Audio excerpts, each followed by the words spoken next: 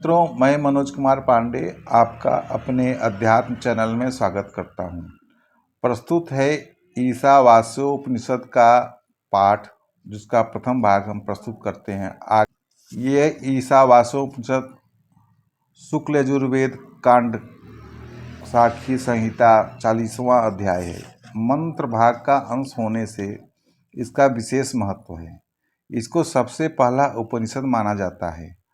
शुक्ल यजुर्वेद के प्रथम 39 अध्यायों में कर्मकांड का निरूपण हुआ है। यह उस कांड का अंतिम अध्याय है। इसमें भगवत स्वरूप ज्ञान कांड का निरूपण किया गया है।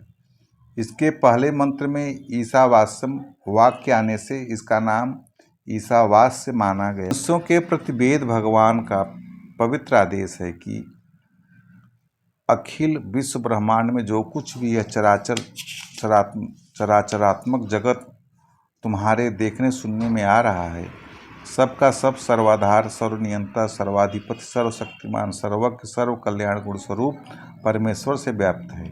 सदा सर्वत्र उन्हीं से परिपूर्ण है। इसका कोई भी अंश उनसे रहित नहीं है।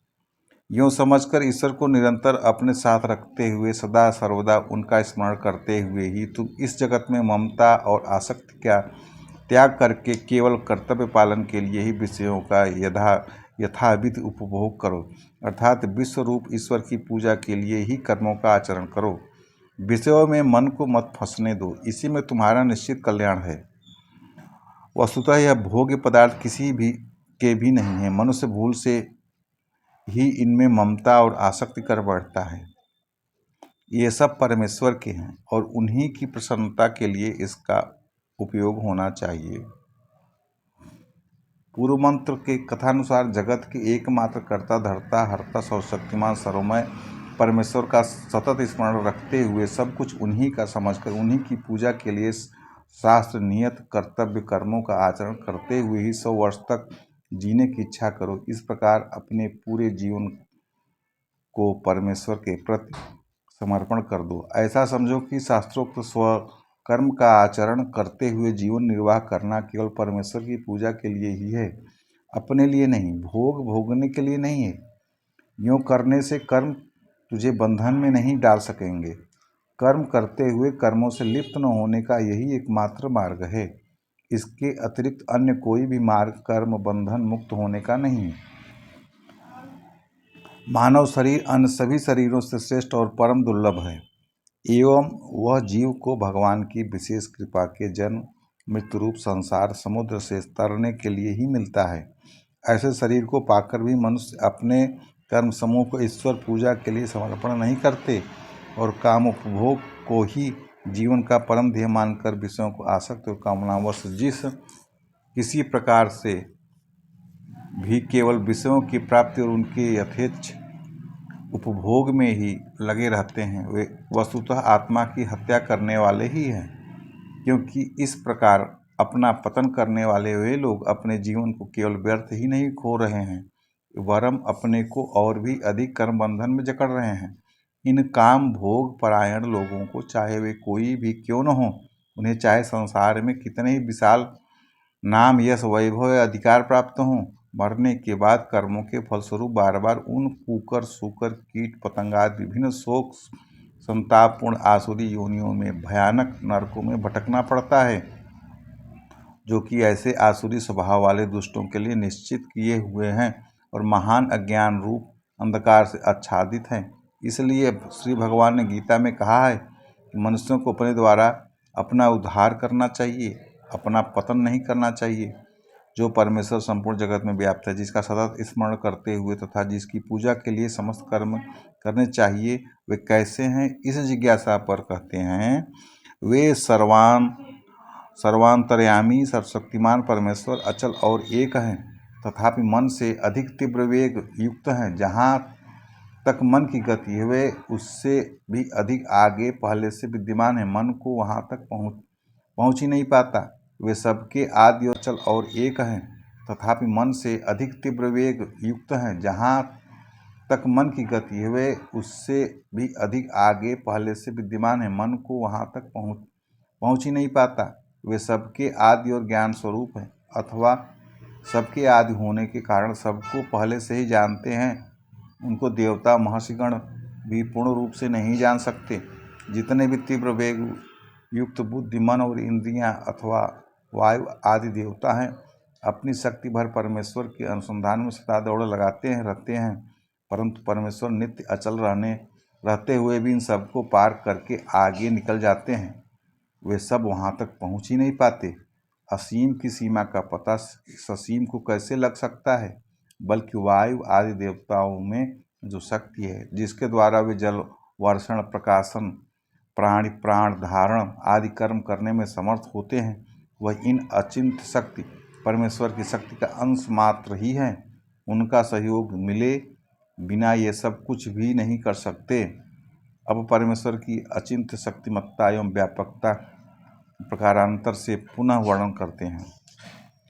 वे परमेश्वर चलते भी हैं और नहीं भी चलते हैं। एक ही काल में परस्पर विरोधी भाव, गुण तथा क्रिया जिनमें रह सकती है, वे ही तो परमेश्वर हैं।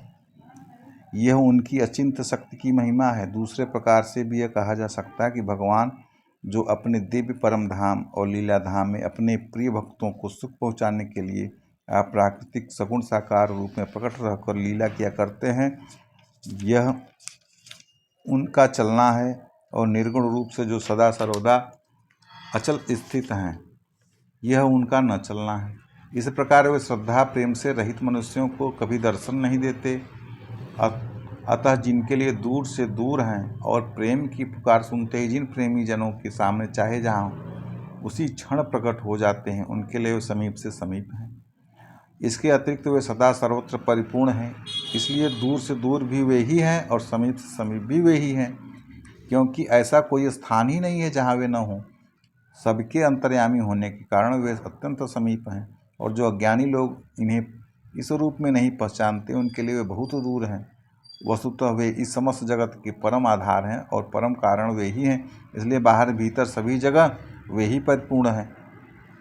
इस प्रकार जो मनुष्य प्राणी मात्र को सर्वाधार परम ब्रह्म पुरुषोत्तम परमात्मा में देखता है और सर्वंतर्यामी परम प्रभु परमात्मा को प्राणी मात्र में देखता है, वह कैसे इस घृणा द्वेष कर सकता है। वह तो सदा सर्वत्र अपने परम प्रभु के ही दर्शन करता हुआ मन ही मन सबको प्रणाम करता रहता है तथा सबकी सब प्रकार से सेवा करना और उन्हें सुख पहुंचाना चाहता है। इस प्रकार जब मनुष्य परमात्मा को भली भांति पहचान लेता है, जब उनकी सर्वत्र भगवत दृष्टि हो जाती है, जब वह प्राणी मात्र में एकमात्र तत्व श्री परमात्मा को ही देखता है, तब उसे सर्वदा सर्वत्र परमात्मा के दर्शन होते रहते हैं। उस समय उसके अंतःकरण में शोक मोह आदि विकार कैसे रह सकते हैं। वह तो इतना आनंद मग्न हो जाता है कि शोक मोह आदि विकारों की छाया भी कहीं उसके चित्त प्रदेश में नहीं रह जाती। लोगों में देखने में वो सब कुछ करता है, वह भी वस्तुतः अपने प्रभु में ही क्रीड़ा करता है। उसके लिए प्रभु और प्रभु की लीला के अतिरिक्त अन्य कुछ भी रह नहीं जाता। अब इस प्रकार परम प्रभु परमेश्वर को तत्व से जानने का, सर्वत्र देखने का फल बतलाते हैं। उपरोक्त वर्णन के अनुसार परमेश्वर को सर्वत्र जानने देखने वाला महापुरुष उन परम ब्रह्म पुरुषोत्तम सर्वेश्वर को प्राप्त होता है, जो शुभ अशुभ कर्म जनित प्राकृतिक सूक्ष्म देह तथा पंचभौतिक अस्थि शिरा मांसादिमय खड विकारी स्थूल देह से रहित, छिद्र रहित, दिव्य शुद्ध सच्चिदानंद घन हैं, एवं जो क्रांतदर्शी सर्वद्रष्टा हैं, सबके ज्ञाता, सबको अपने नियंत्रण में रखने वाले सर्वाधिपति हैं, और कर्म परवश नहीं वरम स्वेच्छा से प्रकट होने वाले, तथा जो सनातन काल से सब प्राणियों के लिए कर्मानुसार समस्त पदार्थों की यथा योग्य रचना और विभाग व्यवस्था करते आए हैं। अब अगले 3 मंत्रों में विद्या और अविद्या का तत्व समझाया जाएगा। इस प्रकार के परम ब्रह्म परमेश्वर की प्राप्ति के साधन ज्ञान को विद्या नाम से कहा गया है। स्वर्गादि लोगों की प्राप्ति अथवा इस लोकों के विविध भोग ऐश्वर्य की प्राप्ति के साधन कर्म को अविद्या के नाम से, इन ज्ञान और कर्म दोनों तत्वों की भली भांति समझकर उनका अनुष्ठान करने वाला मनुष्य ही इन साधनों द्वारा सर्वोत्तम तब वास्तविक फल प्राप्त कर सकता है, अन्यथा नहीं। इस रहस्य को समझने के लिए पहले उन दोनों यथार्थ स्वरूप को समझकर अनुष्ठान करने वालों की दुर्गति का वर्णन करते हैं। धन्यवाद मित्रों। आज यहीं पे ईशावास्य उपनिषद का प्रथम भाग हम समाप्त करते हैं। अगला भाग जानने के लिए अगले वीडियो को देखें। धन्यवाद।